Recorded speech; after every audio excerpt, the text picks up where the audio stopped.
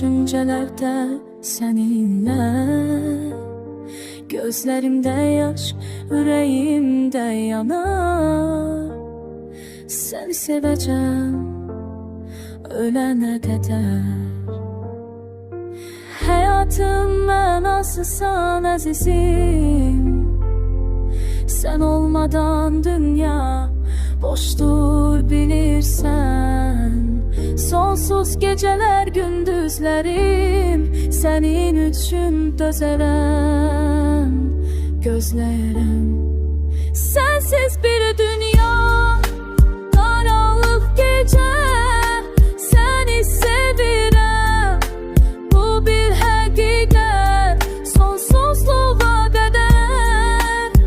Benimle kal, sana olan sevgim hiç vaxt azalmayacak.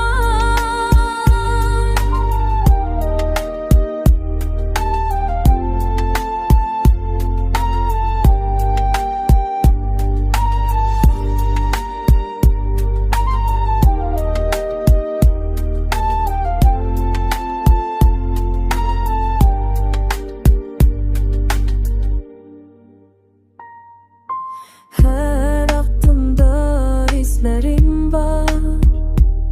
Senin hatırların içimde yanar.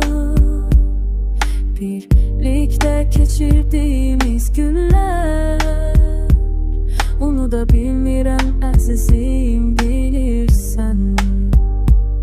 Seni düşünmek bir der, ama sevgin içimdekiler. Sonsuz sevgi benim için bir hazine, seninle doludur